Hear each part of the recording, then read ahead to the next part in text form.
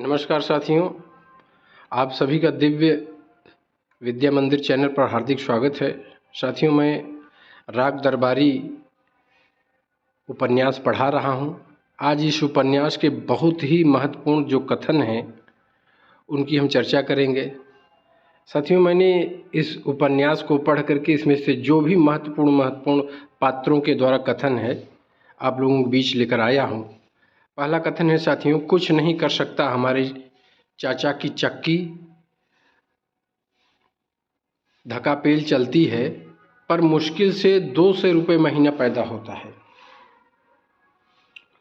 ये साथियों मुन्नू का भतीजा है, ये मुन्नू का भतीजा का कथन है और ये एक टीचर हैं, उनके फिजिक्स के टीचर हैं। उनके पास एक चक्की है। वो आपेक्षित घनत्व का सिद्धांत पढ़ा रहे थे और उसके बाद उन्हें चक्की की याद आ जाती है। तो उसी प्रसंग में कक्षा में मुन्नू का भतीजा पढ़ने आया है और वह कहता है, कुछ नहीं कर सकता हमारे चाचा की चक्की, धक्कापेल चलती है पर मुश्किल से 200 रुपये महीना पैदा होता है। इसके बाद साथियों अगला कथन है, हर आदमी से मेल जोल रखना ज़रूरी है। इस कॉलेज के पीछे गधे तक को बाप कहना पड़ता है।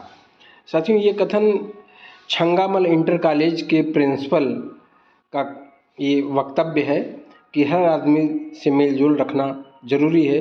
प्रिंसिपल साहब अपनी मजबूरी को बता रहे हैं कि इस कॉलेज के पीछे गधे तक को बाप कहना पड़ता है। दरअसल प्रिंसिपल साहब यहाँ ये बता रहे हैं कि प्रिंसिपल गिरी संवाचने में सबका तेल लगाना पड़ता है। इस तरह से साथियों मैं आपको बता दूं, ये उपन्यास व्यंग्यात्मक शैली में लिखा गया है।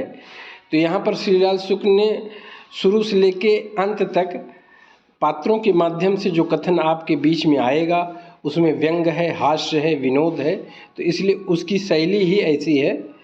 अगला कथन साथियों, ऐसा मैनेजर पूरे मुल्क में न मिलेगा। सीधे के लिए बिल्कुल सीधे हैं और हरामी के लिए खानदानी हरामी। साथियों ये रुप्पन का कथन है रंगनाथ से। रुप्पन बैद जी के छोटे पुत्र हैं और रंगनाथ जो कि स्वास्थ्य लाभ लेने के लिए शिवपालगंज आए हैं, ये बैद जी के भतीजे हैं, भांजे हैं। साथियों अगला कथन है, ड्राइवर साहब तुम्हारा गियर तो बिल्कुल अपने देश की हुकूमत जैसा है। साथियों ये रंगनाथ शिवपालगंज आ रहे हैं और वे एक ट्रक से आते हैं। तो ट्रक ड्राइवर जो है बार बार गियर लगाता है और गियर फंस जाती है। तो उसी प्रसंग में रंगनाथ का एक कथन है कि ड्राइवर साहब तुम्हारा गियर तो बिल्कुल अपने देश की हुकूमत जैसा है। अगला कथन है साथियों, यह असली खादी थोड़े ही है, यह मिलावटी खादी है। यहाँ साथियों गलत टाइप हो गया है, यह असली खादी थोड़े ही है, यह मिलावटी खादी है। मतलब यहाँ रंगनाथ ड्राइवर को बता रहे हैं, रंगनाथ जब शिवपालगंज आ रहे थे तो जो पैजामा कुर्ता पहने थे वह खादी का कपड़े का था। तो वहाँ वो ड्राइवर जब कहता है तुम तो खादी पहने हो, अर्थात गांधीवादी हो, अर्थात अहिंसा प्रेम के पुजारी हो, तो उसी पर ये रंगनाथ बता रहे हैं कि ये खादी मिलावटी है। अगला कथन है साथियों, वर्तमान शिक्षा प्रणाली रास्ते में पड़ी हुई कुतिया है जिसे कोई भी लात मार सकता है। मतलब साथियों श्रीलाल शुक्ल ने 1968 ईस्वी में राग दरबारी लिखा। इसमें छंगामन इंटर कॉलेज है और कॉलेज के विषय में वे पूरे शिक्षा प्रणाली की बात करते हैं और शिक्षा प्रणाली को रास्ते में पड़ी हुई कुतिया बताते हैं जिसे कोई भी राह चलते लात मार सकता है। ये किसी पात्र ने नहीं कहा है साथियों, ये स्वयं कथा प्रसंग में श्रीलाल शुक्ल का कथन है। अगला कथन है साथियों, रिश्वत चोरी डकैती अब तो सब एक हो गया है, पूरा साम्यवाद है। साथियों ये शिवपालगंज में एक थाना है और थाने में दरोगा जी का एक कथन है कि आज के ज़माने में रिश्वत हो, चोरी हो, डकैती हो, अब सब एक हो गया है। माने जो पहले के ज़माने में डकैती होती थी, आज के ज़माने में वह रिश्वत हो गई है, माने पूरा साम्यवाद है। अगला कथन है साथियों, क्या करिश्मा है, आए रामाधीन भीखम खेड़वी, खोलने काले चले आटे की चक्की खुल गई। साथियों रामाधीन एक पात्र हैं जो वैद्य जी के बहुत विरोधी हैं। एक जमाना था, इनका कलकत्ते में अफीम का व्यापार था। शिवपालगंज के सबसे समृद्ध व्यक्ति थे, लेकिन गिरफ्तार होते हैं, पकड़े जाते हैं, इनका वैभव समाप्त हो जाता है। तो ये आटे की चक्की खोल लिए हैं। तो उसी पे ये कथन आया है, क्या करिश्मा है आए रामाधीन भीखम खेड़वी। साथियों, ये रामाधीन भीखम खेड़वी के नाम से जाने जाते हैं। खोलने कॉलेज चले थे और आटे की चक्की खुल गई, क्योंकि छंगामल इंटर कॉलेज के जो मैनेजर हैं वे बैद जी हो जाते हैं। रामाधीन का ही कथन है साथियों, यह पापी है और यह शाला डबल पापी। साथियों, ये रामाधीन अपने दरवाजे पे अंग्रेजी फूल लगाए हैं, यूरोपियन फूल लगाए हैं। तो वो यूरोपियन फूल को माने एक को पापी बताते हैं और दूसरे वैरायटी के फूल को डबल पापी बताते हैं। ये कथन आया है साथियों, पहलवानी तो अब देहात में ही चलती है ठाकुर साहब, हमारी उधर तो अब छुरेबाजी का जोर है। ये छुरेबाजी का जोर है, माने चाकूबाजी का। तो ये रिक्शा वाला बद्री पहलवान रिक्शे पे बैठ करके अपने गांव शिवपालगंज आ रहे हैं। तो रिक्शा वाला जो है बताता है कि पहलवानी तो अब देहात में चलती है, हमारे यहाँ तो छुरेबाजी, माने आप के पास क्षमता न हो, शारीरिक बल न हो, लेकिन आपके पास छुरा है तो समझ लीजिए आप ही पहलवान हैं। ये शनिचर का कथन है साथियों, मैं गजाहा हूँ, ठाकुर दूरबीन सिंह के साथ रहता हूँ। शनिचर को जब चोर पकड़ लेते हैं तो ये ठाकुर दूरबीन सिंह एक बहुत बड़े नामी गामी चोर थे। अब एक गांजा पीते थे, तो इसलिए गजाहा पट्टी के नाम से ही फेमस हो गया था। तो आज शनिचर अपना परिचय देते हुए बताते हैं कि मैं गजाहा हूँ, ठाकुर दूरबीन सिंह जो एक नामी चोर थे, उन्हीं के पट्टी का मैं व्यक्ति हूँ। चोरी डकैती सर्वत्र यही सुन पड़ता है, देश रसातल को जा रहा है। साथियों, ये उपन्यास में वैद्य जी का कथन है, आप बाभन हैं और मैं भी बाभन, नमक से नमक नहीं खाया जाता।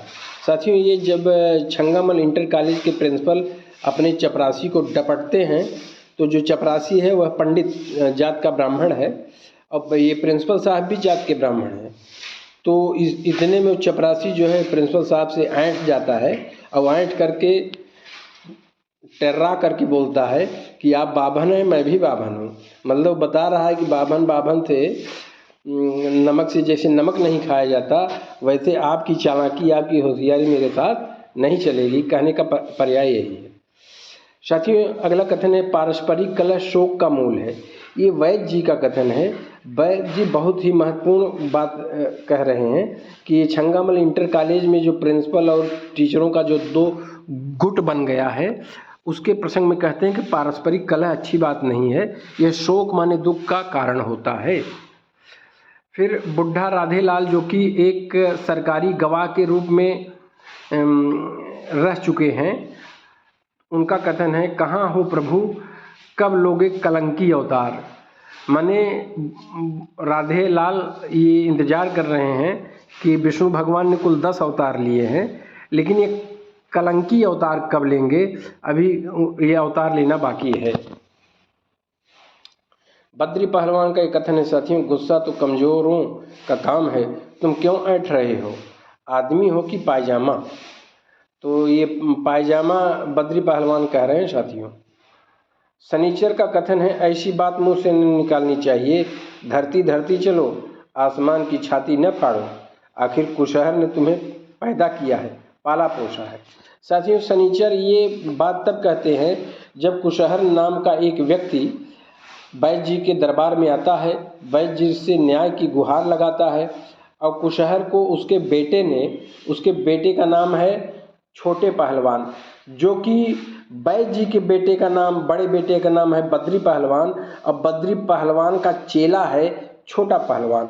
और छोटे पहलवान ने अपने बाबू को, माने अपने पिताजी को, कुशहर को लाठी से मार दिया है, और उनका सर 3 जगह से फट गया है, खून का फव्वारा निकल रहा है सर से। तो उसी समय शनिचर जो है डांटता है कि ऐसी बात मुझसे न निकालनी चाहिए, धरती धरती चलो आसमान की छाती न फाड़ो, आखिर कुशहर ने तुम्हें पैदा किया है।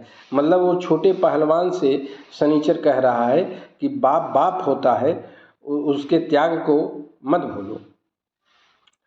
ये साथियों गया दिन का मेहमान आया है, गया दिन के यहाँ एक मेहमान आया है। मेहमान जी का कथन है, अगर गुस्सा आ ही गया तो क्या हो जाएगा, गुस्सा कोई शेर है या चीता, उससे इतना घबराने की क्या बात है। तो ये गया दिन जो कि छंगामल इंटर कॉलेज के उपाध्यक्ष हैं, उनके यहाँ मेहमान आए, उनका कथन है। साथियों अगला कथन है, नैतिकता का नाम न लो मास्टर साहब, किसी ने सुन लिया तो चालान कर देगा। ये साथियों गया दिन का कथन है। और गया दिन के सामने जब मालवी और खन्ना मास्टर आते हैं और प्रिंसिपल और बैज जी की तानाशाही के निरंकुशता के विषय में बताते हैं, तो गया दिन भी कहता है यार कि तुम लोग सर्विस पाए हो, मास्टरी करो, ये राजनीति के चक्कर में क्यों पड़ गए हो। तो उसी समय मालवी जी को और खन्ना जी को समझाते हुए गया दिन कहते हैं कि नैतिकता का नाम न लो, किसी ने सुन लिया तो चालान कर देगा। वो माने माहौल के विषय में बता रहे हैं कि नैतिकता भी ये सैद्धांतिक बातें हैं, व्यवहारिक बातें नहीं हैं। अगला कथन साथियों खन्ना मास्टर का है, आपसे कोई तकलीफ बताना बेकार है, आप किसी भी चीज़ को तकलीफ नहीं मान रहे हैं। माने खन्ना साहब यहाँ गया दिन के पास आए हैं बहुत सारी उम्मीद लेकर के, लेकिन गया दिन अपने अनुभव से ये बताते हैं कि आप तकलीफ मत मानिए। तो ये गया दिन उन्हें समझाते हैं, तो इसी पे खन्ना साहब कहते हैं आप कोई भी तकलीफ मानते ही नहीं। साथियों अगला कथन है, लंगड़ का क्या, जहाँ चाहा वहाँ लंगर डाल दिया, मौजी आदमी है। तो साथियों ये शनिचर का कथन है, लंगड़ का क्या, जहाँ चाहा वहाँ लंगर, लंगर माने होता है डेरा। यहाँ साथियों एक पात्र है जिसका नाम है लंगड़, जो कचहरी के बराबर चक्कर लगाता है और मुकदमे की नकल के लिए वो परेशान है, लेकिन वकील उससे 5 रुपये मांगते हैं घूस और वो देने को तैयार नहीं है, और इसलिए उसे बराबर उपन्यास में चक्कर लगाते हुए दिखाया गया है। उसी पे शनिचर जो कि अब प्रधान हो चुका है, वह कहता है लंगर का क्या, जहाँ चाहा वहाँ लंगर डाल दिया, मौजी आदमी है ये। इसके बाद साथियों रुपन दरोगा से कहते हैं, रुपन जो कि बैज जी का छोटा पुत्र है और ये छात्र नेता है, विद्यार्थी लीडर है, और ये दरोगा से कहते हैं कि जैसे समझे थे खमीरा वो भसाकू निकला। ये रुपन का बहुत ही महत्वपूर्ण कथन है साथियों। अगला कथन, बहादुर आदमी है, समझ लो बैल को दुह कर आया है। तो साथियों ये रामाधीन का कथन है, गाय दुही जाती है, गाय से दूध निकलता है, बैल से दूध नहीं निकलता है, लेकिन यहाँ एक व्यंग आपको मिलेगा कि बहादुर आदमी है, समझ लो बैल को दुह कर आया है। फिर एक साथियों इस उपन्यास में एक जोगनाथ करके एक पात्र है जो हर समय शराब के नशे में झूमता है और उसकी जबान हर समय लड़खड़ाती है, वह शुद्ध उच्चारण नहीं करता, उसकी भाषा सर्राफी है, र का उड़नतुआ र का उच्चारण ज़्यादा करता है, जैसे जरफोगनाथ हरफोश में अरफाओ। तो इस तरह से बैज जी का आदमी है जोगनाथ, बराबर जेल वोल जाता रहता है। अगला कथन साथियों, देखते जाओ रंगनाथ बाबू ये गजहों के चोचले हैं। ये साथियों शनिचर रंगनाथ से कहता है, रंगनाथ बैज जी के भांजे हैं और शनिचर बैज जी के दरबार का एक आसामी है, और यही जो है आगे चल के बैज जी की कृपा से ग्राम प्रधानी का चुनाव भी जीतता है। तो शनिचर यहाँ रंगनाथ को शिक्षा दे रहा है, ज्ञान दे रहा है, देखते जाओ रंगनाथ बाबू ये गजहों के चोचले हैं, माने फितरत हैं। अगला कथन साथियों, सच्चे का बोलबाला है, दुश्मन का मुंह काला है। ये भी साथियों गलत टाइप हो गया, यहाँ शनिचर होना चाहिए। यहाँ साथियों शनिचर, ये शनिचर का कथन है, शनिचर, इसे आप लोग सच्चे का बोलबाला, दुश्मन का मुंह काला है, शनिचर का एक मुख्य कथन है। साथियों अगला है, यह प्रधान बनेंगे देह पर नहीं लत्ता पान खाए अलबत्ता। यह प्रधान बनेंगे, शनिचर चूंकि पूरे उपन्यास में अंडरवियर और गंजी पे रहता है साथियों, और अंडरवियर पे रहने वाला व्यक्ति जो हर समय भांग के नशे में झूमता हो, भांग पीसता हो, उसको बैज जी ने कहा गांव का प्रधान बना दो। बैज जी का ऐसा रुतबा, ऐसा दबदबा है साथियों, इसीलिए उसके दरबार में एक से एक वीआईपी लोग हैं। उन्हीं वीआईपी लोगों में एक व्यक्ति शनिचर है जो अंडरवियर पे रहता है, भांग पीसने के बाद अपना हाथ अपने अंडरवियर में पोंछता है, उसके विषय में एक एक्का वाला कहता है जब शनिचर वोट मांगने जाता है कि ये प्रधान बनेंगे दें पर नहीं लत्ता, पान खाए अलबत्ता। फिर एक्का वाला फिर कहता है वोट साला कौन 56 की चीज़ है, कोई भी ले जाए। माने वोट के विषय में यहाँ मतदान और मतदाता के विषय में एक प्रसंग आया है। श्रीलाल शुक्ल ने बहुत बेजोड़ बेजोड़ यहाँ व्यंग्यात्मक शैली में कमेंट पास किए हैं। अगला कथन है साथियों, माशूकों के 3 नाम राजा बाबू पहलवान।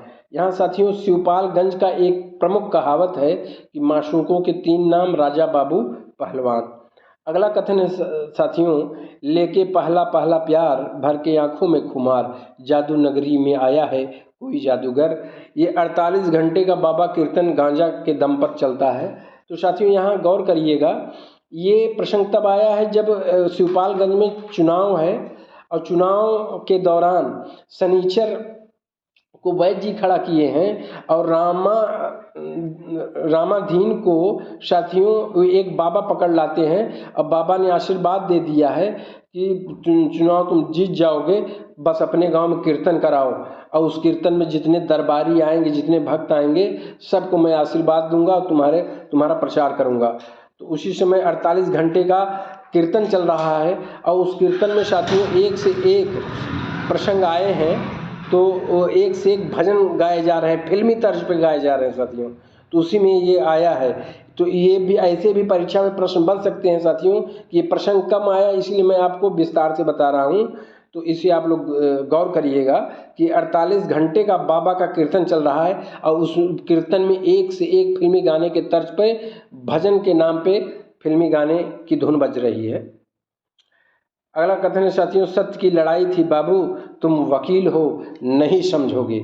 ये कथन साथियों लंगड़ का है। लंगड़ कहता है कि मैं ऐसे संघर्ष करता रहूँगा, एक नकल के लिए मैं घूस नहीं दूंगा, 2 रुपए घूस नहीं दूंगा, चाहे हमें हजारों बार कचहरी आना पड़े। और वह हजारों बार कचहरी आता जाता रहा साथियों, लेकिन अंततः उसे नकल नहीं मिलती, अपने मुकदमे की नकल नहीं मिलती है। और वह समझ लीजिए यहाँ श्रीलाल शुक्ल वकीलों के विषय में कहे हैं कि वकील होते कैसे हैं, वकील किसी के नहीं होते साथियों। उसी प्रसंग में कहा गया है, ये सत्य की लड़ाई है बाबू तुम वकील हो नहीं समझोगे। लंगड़ के द्वारा कथन कहा गया है। अगला कथन है साथियों, सोच रहा हूँ कि तुम्हें लात से मारूं कि जूतों से, तुम्हारी जवानी पर पिल्ले मूतते हैं साले तू है तुमको। तो यहाँ पर साथियों बद्री छोटे पहलवान को डांट रहे हैं। बद्री साथियों ये प्रसंग भी मैं आपको बता दूं। छोटे पहलवान गया दिन की एक बेटी है जिसका नाम है बेला। बेला के ऊपर छोटे पहलवान ने कचहरी में लांछन लगाया कि वह एक चरित्रहीन लड़की है। और छोटे पहलवान जब उसके ऊपर लांछन लगाते हैं कचहरी में, तब बद्री पहलवान आते हैं और कहते हैं कि छोटे मैं बेला से प्यार करता हूँ, अब बेला से ही शादी करूँगा और तू इतना बड़ा नालायक है कि उसके ऊपर लांछन लगा दिया और तू मेरा चेला है। उसी पे ये बद्री पहलवान डांट रहे हैं और डांटते समय कह रहे हैं, सोच रहा हूँ तुम्हें लात से मारूं कि जूतों से, तुम्हारी जवानी पर पिल्ले, पिल्ले माने होता है साथियों जो कुतिया के बच्चे होते हैं उसी को पिल्ला कहा जाता है, पिल्ली पिल्ला। तो तुम्हारी जवानी पर पिल्ले मूतते हैं। अगला कथन है साथियों, भयानाम भयम भीषणम भीषणानाम। ये साथियों रुप्पन के विषय में कहा गया है कि रुप्पन चूंकि छात्र नेता हैं, विद्यार्थी लीडर हैं, इनका छंगामल इंटर कॉलेज में दबदबा है। ये हाई स्कूल की परीक्षा कई बार फेल हो चुके हैं साथियों। इनकी उम्र 18 वर्ष है और ये छात्रों के बीच में इनका रुतबा है। और ये साथियों वैद्य जी के लड़के हैं, इसलिए इनका जलवा बहुत है। और इनको जब देखते थे, चाहे मास्टर हो, चाहे प्रिंसिपल हो, चाहे दरोगा हो, चाहे पुलिस हो, इनको देखते ही सबके मन में जो एक कल्पना, एक प्रतिबिंब तस्वीर बनती है वह यही है, भयानाम भयम भीषणम भीषणानाम। माने इनका जो छवि है उससे देखने पर बड़े बड़े लोग भयभीत हो जाते हैं। अगला कथन है साथियों, खुदा अपनी गधों को जलेबियां खिला रहा है, हर शाख पे उल्लू बैठा है। ये साथियों रुपन का कथन है। रुपन बाबू अंत में अपने पिता बैद जी से ही नाराज होते हैं, तो उसी समय ये कथन आया है।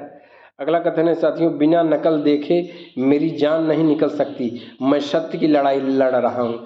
साथियों ये लंगड़ का कथन है। लंगड़ वही है जो कचहरी में नकल के लिए बार बार दौड़ता है और वो कहता है, अंत में घोषणा कर देता है कि जब तक मैं नकल नहीं पा जाऊंगा, अपने मुकदमे की नकल नहीं पा जाऊंगा साथियों, तब तक मेरा ये प्राण जो है नहीं निकल सकता। क्यों? क्योंकि मुझे सत्य पर यकीन है, सत्य पर भरोसा है और ये सत्य की लड़ाई है। अगला कथन है साथियों, कल के जोगी और चूतर तक जटा, शनिचर को देखो, देखते देखते मंगल प्रसाद बन गए। धन्य हो गुरु महाराज, सुलह करानी हो तो शनिचरा को यहीं बुला लो।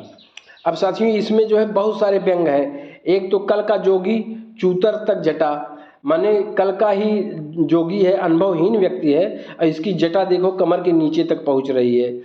और शनिचर को देखते देखते मंगल प्रसाद बन गए, माने शनिचर जो कि अंडरवियर में रहने वाला भांग पीसने वाला व्यक्ति था, उसको वैद्य जी ने थोड़ा सा इशारा कर दिया और वह मंगल प्रसाद तब बनते हैं। शनिचर का असली नाम मंगल प्रसाद है साथियों।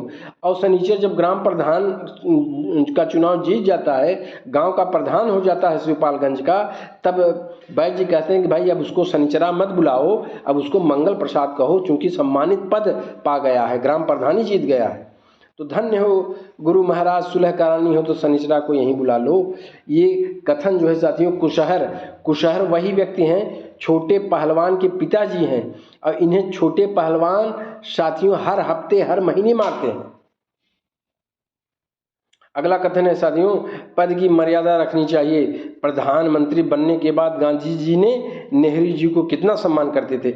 यहाँ पर साथियों कुशहर जब ऐसे कहते हैं कि शनिचरा को बुला लाओ, तो वैद्य जी कुशहर को समझा रहे हैं, देखो भाई अब वो शनिचरा उसे भांग पीसने वाला व्यक्ति मत समझो, अब वो गांव का प्रधान है और गांव के प्रधान जैसे पद को सम्मानित शब्दों से सूचित करना चाहिए। कैसे? उदाहरण एग्जाम्पल दिया जा रहा है, पद की मर्यादा रखनी चाहिए। जैसे प्रधानमंत्री बनने के बाद, अब गांधी जी का चेला नेहरू था, अब गांधी जी का इतना बड़ा राजनीतिक करियर था साथियों कि एक दौर था 1920 से लेकर 1940 तक का युग गांधी युग के नाम से जाना जाता है साथियों। तो उसी प्रसंग कर रहे हैं, जैसे गांधी जी ने नेहरू को थोड़ा सा आशीर्वाद दे दिए और सरदार वल्लभ भाई पटेल को भारतीय जनता चाह रही थी कि पहला प्रधानमंत्री ये बने, लेकिन गांधी जी चूंकि नेहरू को चाहे इसलिए नेहरू प्रधानमंत्री बन गया।